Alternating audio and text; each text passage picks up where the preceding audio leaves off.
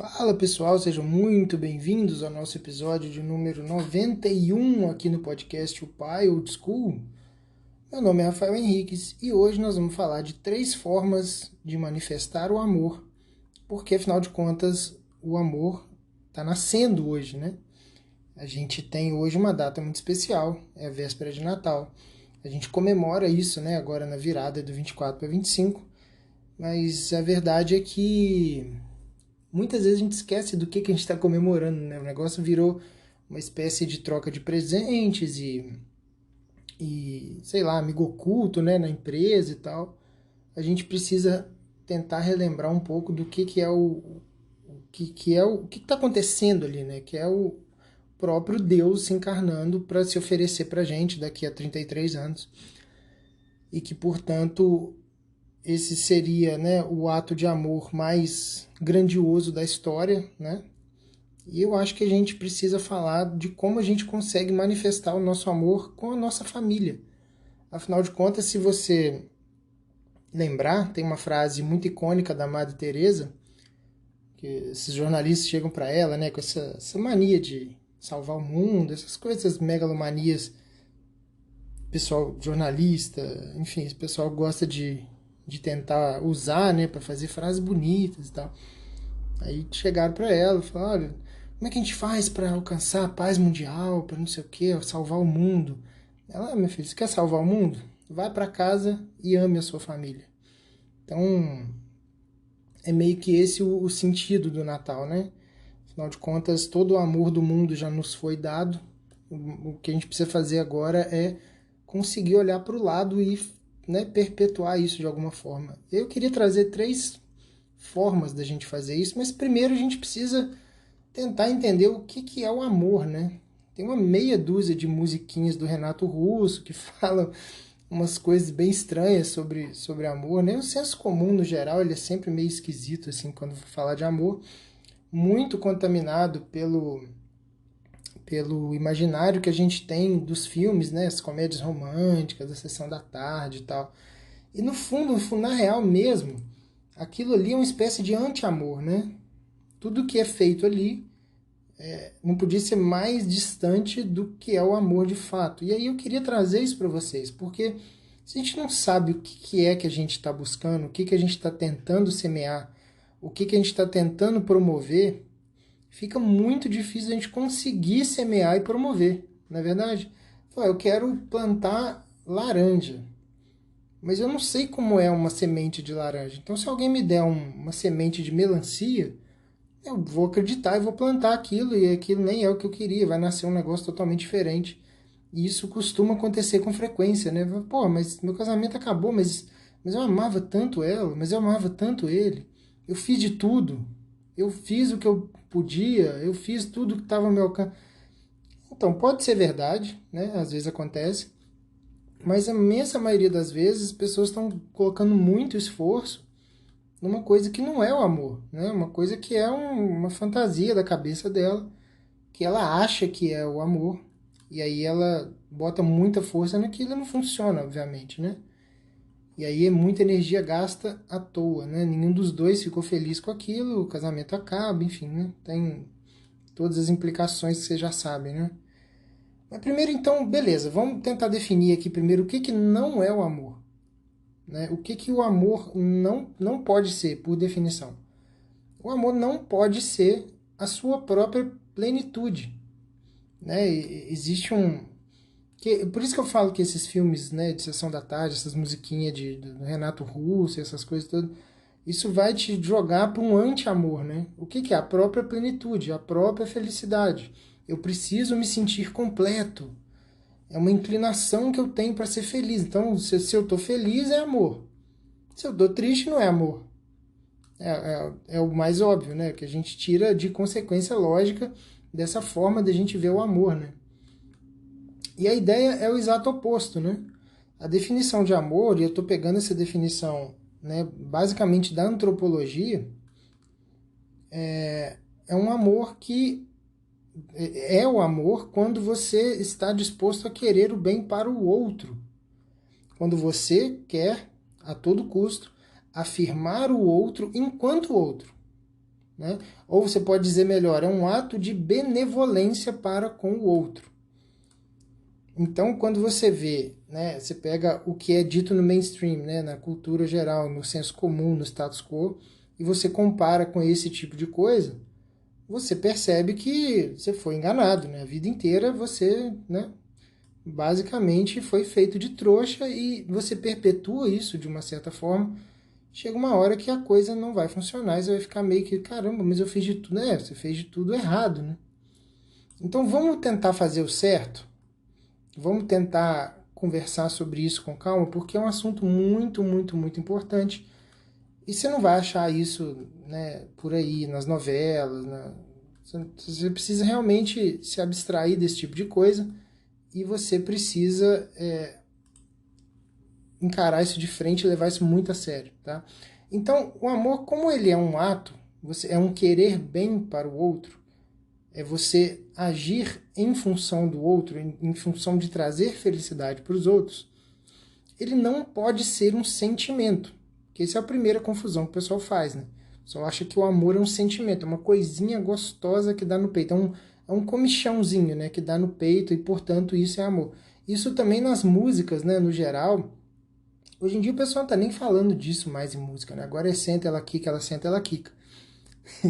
Mas, durante um tempo, né, sei lá, anos 90, 2000, alguma coisa assim, tinha aquelas grupos que o pessoal chamava de pagode, né? Mas não era pagode.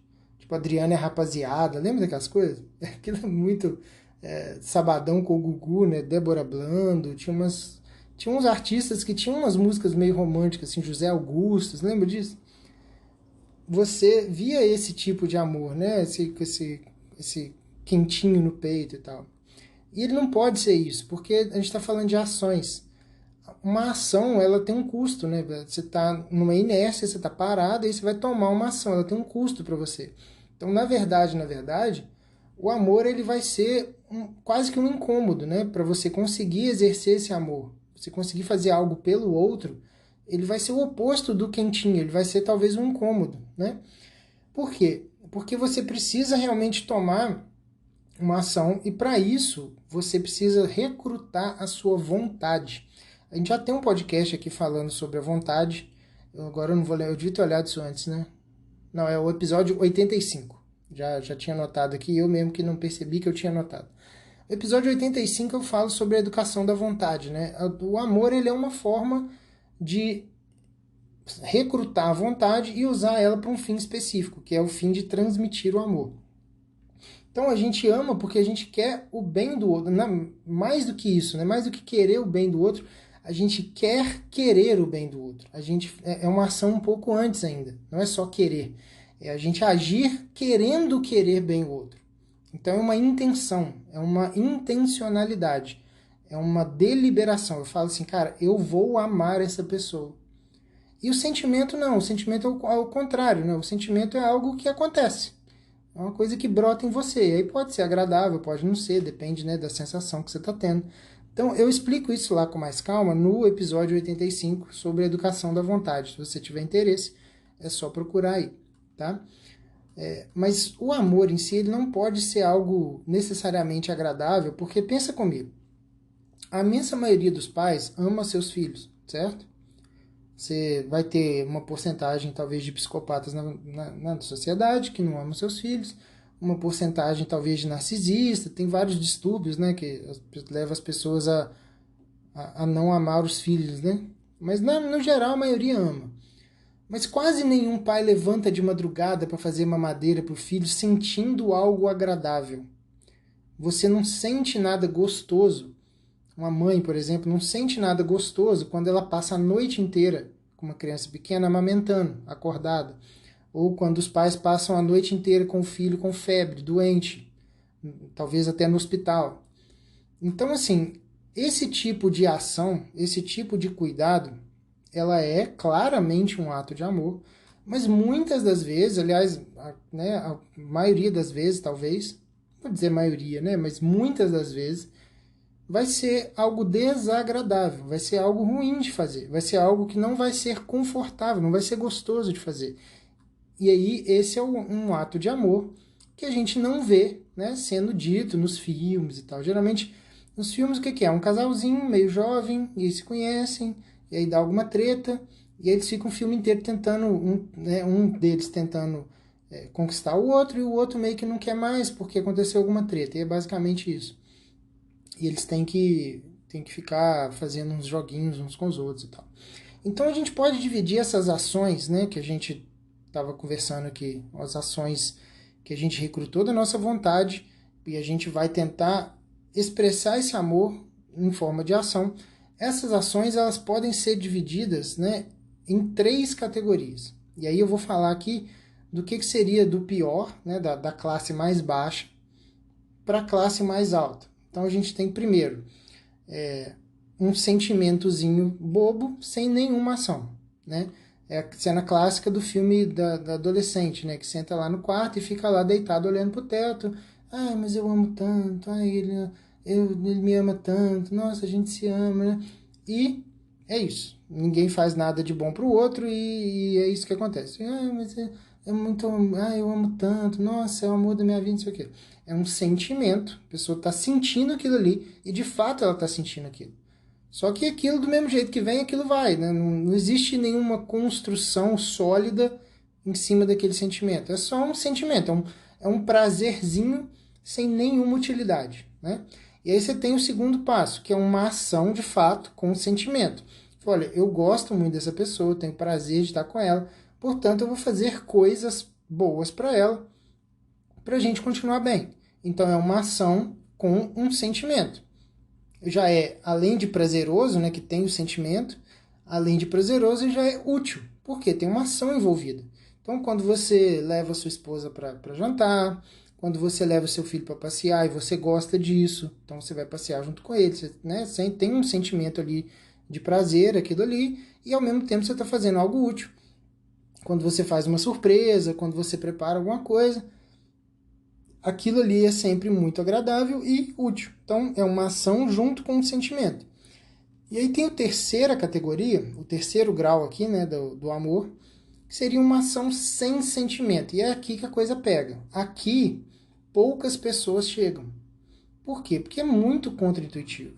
É muito contraintuitivo que você faça algo para alguém, algo que seja custoso, né, algo que te custe alguma coisa, que não vai te trazer nenhum tipo de prazer, nenhum tipo de satisfação, mas você faz assim mesmo, por amor.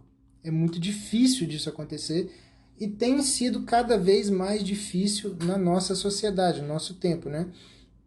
E é por isso que tem uma fala famosa, né, do Jordan Peterson, que ele diz que é muito difícil amadurecer sem filhos, né? Porque dificilmente você vai conseguir colocar uma outra pessoa como prioridade em relação a você. O que é fazer uma ação sem sentimento? É colocar a outra pessoa como prioridade. A gente que é pai, a gente tem uma espécie de vantagem nisso daí, porque é muito mais fácil a gente olhar para um serzinho completamente indefeso, né, como é uma criança, como é um bebê ou até uma criança pequena, a gente olha para aquilo, a gente intuitivamente sabe que ela precisa da gente para tudo. Então é muito mais fácil você conseguir se desprender de você mesmo e servir aquele serzinho, né? Fazer coisas por ele. Isso é um pouco mais difícil, e aí que aqui eu vou deixar a minha questão pessoal, né? Para mim é muito mais difícil fazer isso em outras relações, com adultos, né? Com amigos, com esposa, com qualquer coisa assim. Porque já é mais difícil olhar para aquela pessoa e falar assim, essa pessoa precisa de mim, do meu amor e da minha, das minhas ações. Ela precisa que a minha vontade esteja orientada, porque senão ela vai sofrer.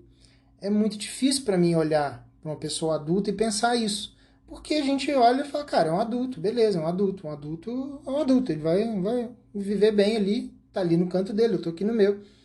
Mas a verdade é que se a gente quer realmente expressar amor, né, isso aqui vai ser muito importante que a gente consiga executar nossas ações sem sentimento, para que a gente seja apenas um instrumento de transmissão desse amor, né? E aí fica então a dúvida, né? Fala, como é que eu vou manifestar esse amor para que ele faça parte, né, do meu dia a dia? Como é que eu faço isso na prática? Dentro da minha casa, dentro do meu ambiente, né, entre os amigos, Talvez até, porque não, no ambiente de trabalho, também é possível. É mais difícil porque é um ambiente um pouco mais competitivo, né? Em geral, você está ali, às vezes, competindo com outras pessoas. Você tem outros vendedores que vendem com você, e disputa cliente, talvez, né? Então, é um ambiente um pouco menos propício para esse tipo de coisa. E também, se você for ficar amando demais as pessoas no seu trabalho, vai ser difícil você conseguir performar do jeito que precisa e tal. Mas você pode fazer da sua ação, do seu trabalho, daquela ação empenhada para empresas, pode fazer daquilo um ato de amor. Mas é um ato de amor não direcionado para uma outra pessoa necessariamente, mas para o funcionamento da coisa, né? E aí, se você tem dificuldade de entender isso, e eu também tinha durante muito tempo, você pode pegar alguns escritos do São José Maria Escrivá, né? Tem uma novena dele, que é uma novena do trabalho, que eu conheci através do Rasta, né? O Rasta tem uma época que ele citava bastante isso, e eu sempre tive uma relação meio ruim com o trabalho, né? Por coisas lá de infância, enfim. E aí foi uma coisa que me ajudou muito. Então você bota no Google aí, novena São José Maria Escrivá, trabalho, PDF, você consegue a novena, faz a novena certinho, você vai ver ali todas as instruções, passo a passo, do que ele indica para que você consiga santificar o seu trabalho através do amor, tá? Já fica essa dica aqui. Mas aí a gente, na nossa família, né, já voltando lá na fala da Madre Teresa, como é que a gente faz para ir para casa e amar a nossa família, né? Como é que a gente faz isso? Eu separei aqui 3 formas, tá? Seria muita pretensão minha se eu achasse que a gente consegue esgotar todas as possibilidades do amor no ambiente familiar, num podcast só, numa aula, enfim, né? Qualquer que seja o veículo, isso seria talvez uma obra para fazer talvez um curso inteiro sobre isso. É muito vasto, muito amplo, muitas situações e tal. Mas eu quis aqui para não deixar vocês sem absolutamente nada prático, como é de costume, né? Ultimamente eu tenho me forçado a procurar coisas práticas do dia a dia para vocês colocarem em prática, porque é muito fácil eu chegar aqui e cuspir um monte de teoria, né? Eu pego o capítulo do livro, leio o capítulo, faço um resumo aqui, pronto, e é isso, foda-se. E aí vocês se viram com isso aí, jogo o conteúdo em cima de vocês e foda-se, né? Se vira aí, aprende isso aí. Mas eu acho que quando a gente começa a colocar isso na prática, quando a gente tem alguns exercícios para fazer, é mais importante, né? Porque a gente consegue gravar mais, consegue de fato colocar em prática, né? Então eu trouxe aqui 3 formas simples para vocês colocarem o amor de vocês, para manifestar o amor de vocês pela família de vocês, né? No dia a dia. Então vamos começar. A primeira forma são obras, tá? Obras quer dizer realmente fazer coisas, né? Porque quando a gente manifesta o amor em palavras, é muito legal e tal, sua esposa provavelmente vai gostar, seus filhos gostam, né? Eu te amo, nossa, você é legal, você é bacana, você é joia. Mas certas obras domésticas, né? Certas coisas que a gente faz, vão expressar um amor de uma forma muito melhor. E aí, às vezes, você nem precisa mais ficar falando, né? As pessoas vão saber que você ama, né, aquelas pessoas na sua família através da sua conduta. Então, tem 1000 gestos que você pode fazer. Eu trouxe aqui alguns deles, mas você com certeza vai conseguir imaginar alguns outros. E aí já fica aqui uma grande oportunidade para você tentar implementar na sua prática diária aquilo que a sua esposa vem te pedindo, né? Que ela deve reclamar de você algumas coisas, porque geralmente é assim, né? A gente é muito imperfeito, a gente tem muitos defeitos.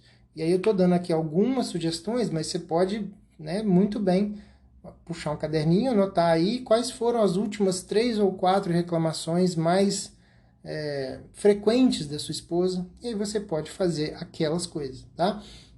Mas a primeira coisa, e geralmente a mais difícil, é ouvir com atenção, né? A gente tem muita dificuldade, a gente, homens, né, conversando com amigos e estudando toda essa literatura, né, de antropologia e tal, a gente vê que para o homem é muito difícil não ser extremamente objetivo, né? Pô, chego pra minha esposa, quero contar uma coisa pra ela, chego, amor, aconteceu isso, isso, isso, beleza? Fulano fez isso, show, show, beleza. Ela vai me contar uma coisa, ela passa 40 minutos dando voltas através de tudo que tudo que tem a ver com aquilo, do outro fulano que ela lembrou, que falou, que pensou e que foi não sei aonde, né? É assim mesmo, tá? É assim mesmo. E a ideia é que a gente consiga, tudo bem, a gente tem um instinto de ser um pouco mais objetivo, mas a ideia é que a gente tenha uma camada acima do nosso instinto, e é por isso que é importante você voltar naquele episódio da vontade, que eu vou citar ele provavelmente muitas outras vezes em outros podcasts. Quando você tem a sua vontade já estruturada, já educada, você consegue passar por cima dos seus instintos naturais, suas inclinações naturais, e você consegue agir de uma outra forma que não seja aquilo que o seu fígado manda. Então, você ouvir com muita atenção a sua esposa, ouvir com muita atenção os seus filhos. Cara, criança, o que uma criança vai ter de importante para te falar? Quase nada, praticamente nada. Mas é parte do processo do amor, né, da obra doméstica do amor, você sentar e ouvir com todo o amor do mundo, com toda a atenção do mundo. A mesma coisa com a sua esposa. Né? Então, é uma parte importante ouvir as pessoas. E aí eu deixo aqui também uma sugestão muito importante para que você tente exercitar isso na mesa do jantar, né? A maioria das famílias não consegue almoçar juntas, porque às vezes está no trabalho, né? Mas ou acordar de manhã e tomar café junto, ou na parte da noite jantar junto, geralmente é possível, né? Então é uma hora muito importante para que você consiga ouvir sua família. Faça esse exercício e depois você me conta. Outra coisa importante, saber pedir as coisas com jeito, né? Essa objetividade que a gente tem, às vezes nos leva a ser meio tosco assim na hora de falar, meio grosso mesmo. Então, saber pedir com jeito, saber falar com calma, saber aveludar um pouco mais a voz na hora de se dirigir à esposa, saber, né, aveludar um pouco mais a voz na hora de se dirigir às crianças, é muito importante. Né? Se esforçar para cumprir o combinado, elogiar quando algo é bem feito, que é muito importante também, porque as pessoas não achem que vão começar a se sentir como se fossem seus empregados em casa, né? Elogia um negócio bem feito, cara. Tira 30 segundos para falar o quão importante é aquilo que sua esposa fez, aquilo que seu filho fez. É muito importante você criar esse ambiente, né? Porque sem essas coisas, sem essas pequenas obras domésticas, vai ser muito difícil que você consiga afirmar com certeza que você está amando essas pessoas. No Fundamentos da Antropologia, a frase que está lá é essa: sem essas coisas pode-se começar a duvidar do amor envolvido. E a coisa vai esfriando mesmo. Quando você vai ver, realmente já está num ponto que não tem mais volta, né? Então essas coisas dentro de casa são importantes. A segunda coisa, a segunda forma de você colocar em prática, né, de manifestar o amor, de forma que as pessoas entendam isso, que sintam-se amadas por você, são presentes, né? E aí eu vou explicar com calma, obviamente, porque não é qualquer tipo de presente feito de qualquer jeito, nem de qualquer forma, né? Então, assim, ó, já que o amor é uma forma de se oferecer para que o outro se alegre, ou seja, de fazer o outro feliz, talvez o presente seja a forma material mais clara de entregar um amor, né? Essa coisa do presente, ele precisa ter um pré-requisito, não é qualquer coisa que você faça. Ele implica sempre em você se desprender de algo, né? Aí você pode dar algo que seja seu, você pode passar alguma coisa que seja seu, que você tenha muito apego para o seu filho, por exemplo, né? Que ele esteja recebendo alguma coisa que ele saiba que tem muito valor para você, quase como um voto de confiança. Depois eu vou gravar um podcast sobre rituais de passagem, né? Que é uma coisa que estão me pedindo bastante. E num ritual de passagem é muito importante que você confie ao seu filho alguma coisa que seja seu há muito tempo, alguma coisa que transmita confiança, falou assim, ó, isso aqui é uma coisa importante que eu tenho, talvez até que você recebeu do seu pai do avô, você passe isso para o seu filho e fala assim, olha, a partir de agora, como você é um adulto, eu vou te enxergar como um adulto, então isso aqui é uma prova da minha confiança em você. Então, esse tipo de presente que eu estou falando, coisas que sejam importantes. Mas é claro, né, você pode dar algo que já seja seu, Você pode, né, usar o seu dinheiro para comprar algo, que dinheiro acaba sendo um desprendimento. Você está pegando algo que custou o seu tempo, né, trabalhar durante um tempo, para conseguir aquele dinheiro, para pegar aquilo e dar para uma outra pessoa. Então, não deixa de ser um desprendimento. Ou você pode usar o seu próprio tempo para produzir algo para a pessoa que você ama. Também é desprender tempo, né? Então, você pode dar algo seu, pode comprar, né? Obviamente, que geralmente é o mais óbvio. Ou você pode fazer algo, né? Você mesmo construir algo. Se o presente que você está dando não custou absolutamente nada, então está fora dessa nossa categoria aqui. A ideia é que o presente custe alguma coisa, que seja um sacrifício, seja uma coisa que você despendeu tempo daquilo, ou dinheiro, ou atenção, ou qualquer coisa, para dar para outra pessoa. Né? Uma coisa qualquer que você acha na rua não pode ser presente. Eu lembro que acaba sendo uma gentileza, né? Mas não é um presente. Antigamente eu passeava com o Rafa, eu gostava muito de trazer flor para Perla, né? A gente passava por algum lugar arborizado e tal, tinha uma flor bonita. Eu falei, filho, pega aqui a flor, vamos levar para a mamãe.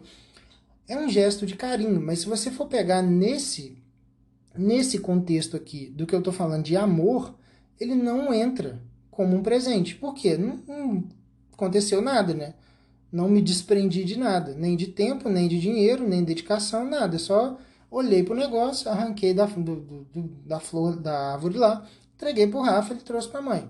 Não é amor, tá? Um presente verdadeiro precisa ser algo valioso. E custou o seu tempo, custou a sua imaginação, custou o seu dinheiro, custou algo que era seu, né? E também, se você puder, aí já é uma espécie de cereja do bolo, né? É legal que seja algo inesperado, com uma certa surpresa. E aí é o que invalida o presente de Natal, né? Se você for pensar no presente de Natal, no amigo oculto, essas coisas, isso não entra como um gesto de amor, tá? Isso é uma ocasião social onde as pessoas combinam de trocar presentes. É legal, é bacana, você socializa, você conversa e tal, mas não é amor, tá? Porque quando você presenteia por amor, implica em não receber nada em troca, a não ser a felicidade do outro. Quando você combina de trocar presente, aquilo não é um gesto de amor, aquilo é um ritual social que a gente criou, né, para confraternizar, seja o que for, né? E o terceiro ponto que a gente pode fazer para a gente promover o amor dentro da nossa casa é honrar a nossa família. E aí honrar, eu vou ter que dar uma leve definição, porque honrar pode ter vários sentidos, né? Aqui eu estou falando especificamente honrar como estimar a pessoa, valorizar a pessoa, né? Demonstrar um reconhecimento tal que torne o outro mais digno. Estou valorizando ela enquanto ser humano, seja minha esposa, seja meu filho. Então, algumas formas que a gente tem de honrar a nossa família. A primeira de todas, e a forma mais comum, mais fácil e mais intuitiva, é ser grato por aquela pessoa, né? Você é grato não porque ela fez alguma coisa para você, você é grato porque ela existe. A existência dela te alegra. Então você é grato por ter aquela pessoa na sua vida. Entende a diferença assim de, ah, não, beleza, você trouxe um café, amor, obrigado, tal. Não é esse tipo de gratidão. A gratidão é pela existência da pessoa na sua vida, né? Você pode honrar ela também mostrando publicamente o mérito da pessoa. E aqui entra muito quando eu estava estudando isso aqui. Eu trabalhei em comércio há muito tempo, né? Eu trabalhei em farmácia. E o que mais eu via, cara, e eu sempre achei isso meio esquisito, assim, sempre achei isso muito estranho. E, obviamente, não tinha conhecimentos de antropologia na época, né? Psicologia, nem nada disso. Mas eu já achava estranho. O cara entra na farmácia para comprar alguma coisa, ele entra, ele quer comprar um negócio, qualquer 30 segundos que ele tem de tempo ali ocioso no balcão enquanto ele espera, sei lá, você embrulhar o negócio, ou você colocar uma sacolinha, ou você dar um troco para ele no caixa, geralmente o cara começa a reclamar da esposa. Aí, geralmente ela pediu para comprar alguma coisa, né? Aí, sei lá, um absorvente, um desodorante, alguma coisa. Pô, é foda, pediu para comprar o trem, vou chegar lá, vai reclamar disso aqui, ó. Aí não vai ser isso aqui. Posso que eu tô levando errado, mas também não sabe explicar. Que não sei o que. As pessoas falam muito mal dos cônjuges o tempo inteiro. O que você está fazendo? Você está difamando a pessoa publicamente. É o contrário do que a gente está pregando aqui. Você precisa mostrar publicamente o mérito daquela pessoa enquanto esposa, né? Ou então não fala nada. É melhor ficar metendo o pau na sua própria esposa com os outros na rua, desconhecidos ainda. É a pior coisa do mundo, porque o que você está falando é o seguinte, além de você estar sendo deselegante com ela, você está dizendo assim, cara, eu sou um imbecil para escolher a esposa. Entende? Assim, a própria pessoa está dizendo que ela é burra, assim. Pô, irmão, o que me vinha na cabeça foi, irmão, mas beleza, mas sua mulher é tão... Sua mulher é um inferno desse jeito? Por que você escolheu estar com ela, cara? Você tem algum problema mental, assim? Falando, eu gosto de sofrer, por isso que eu tô com ela. Falei, então, se você tá com essa mulher e ela faz um inferno na sua vida, você só pode ser retardado mental. No sentido figurado, né? No sentido de ser burro e tal. Então, é esquisito, né? No mínimo esquisito. Então, mostrar publicamente o mérito da pessoa. E aí você tem uma outra forma também de honrá-la, que é sentir-se devedor dela. Não devedor no sentido ruim de quando a pessoa te deve dinheiro e aí você, sei lá, cobra a pessoa e humilha a pessoa, não é isso. Mas no sentido parecido com o de ser grato, né? Você sente devedor a ela o fato de ela dividir uma vida com você e fazer da sua vida melhor. E aí você se sente no dever de fazê-la feliz também. Né? Então é uma forma de você entender que você precisa fazê-la feliz o tempo todo, né? Da melhor forma, com toda a sua dedicação, com todo o seu amor. E o último, né? A última forma de fazer isso seria dar testemunho da sua excelência. Da excelência dela como esposa, como mãe, enfim, né? Vocês entenderam isso aí. E o que seria... Aí a gente pensa assim, beleza, o que seria a honra máxima dentro de uma relação entre um homem e uma mulher? Seria a cerimônia pública do casamento. Afinal de contas, se a gente precisa mostrar publicamente o mérito da pessoa e dar o testemunho da sua excelência, o que é exatamente uma cerimônia de casamento? É isso, né? Você chega para todo mundo, para toda uma população, né? Você tem aquela coisa de colocar no jornal, e aí tem a cerimônia pública, aí o padre, o pastor e tal, pergunta se alguém tem alguma coisa contra, que fale agora, ou não sei o quê. Porque realmente você está atestando para todo o mundo, né? Para todo... Antigamente era naquele local, porque as coisas eram mais locais. Hoje em dia é para o mundo, né? Porque internet e tudo mais. Você está testando para o mundo que dentre todas as opções possíveis de mulheres no mundo, você escolheu aquela ali. Então, não deixa de ser uma forma de dar um testemunho da excelência dela. Afinal de contas, você não vai escolher uma pessoa que não seja excelente para dividir o resto da vida. Né? Esse seria mais ou menos o símbolo. Né? E aí, todas essas honras que você promove em relação à pessoa que está com você, em relação aos seus filhos, isso vale para os filhos também, tá? Os pais chegam no... Eu já vi isso acontecer às vezes, também no comércio, né? Trabalhava em farmácia, chegava assim, falava, fulano, não mexe em nada não que o moço vai brigar com você. Já vira pra você e fala assim, irmão, desculpa aí que o menino aqui é meio atentado, entendeu? Desculpa aí qualquer coisa e tal. Tipo, já chega falando mal do moleque, assim, pra uma pessoa que você nunca viu. Também funciona tudo isso aqui que eu falei, funciona para os seus filhos também, para demonstrar amor com seus filhos. E aí todas essas honras fazem com que o ser que você ama, né, o ser amado, tenha uma boa fama. O que é ter uma boa fama perante as pessoas e perante o mundo? É ser considerado justo, bom e belo, né? Que seja uma criatura moralmente, né, elevada, que seja uma pessoa boa, que seja uma pessoa justa e que seja uma pessoa bela. Bela no sentido interior também, né? Então, assim, a honra é atribuída a uma pessoa, né? Como você ama aquela pessoa, você está honrando aquela pessoa, você está atribuindo a ela um testemunho do bem que existe nela, ou do bem que ela traz para o mundo ao existir, né? Esse é o ponto da coisa, né? E aí eu queria saber se vocês têm feito isso ultimamente, e se vocês têm alguma dessas coisas para melhorar, alguma coisa que vocês já pretendem implementar agora, né? São 3 coisas que vocês podem fazer hoje ainda, né? Não sei que hora vocês vão ouvir isso daqui, eu estou gravando no dia 24, talvez vocês ouçam no dia 25, mas aproveita esse momento, que é um momento que se fala muito de amor, para tentar praticar um pouco de amor também. Porque no final das contas o amor é uma ação, né? A gente não adianta nada, né? Como eu falei lá em cima, não adianta nada a gente ficar sentindo o amor e ele não ir para a prática. Ele é a forma mais baixa de amor, nem dá para falar que isso é amor, porque é só um prazerzinho sem nenhuma utilidade, né? Então é isso aí, eu queria deixar a todos um Feliz Natal.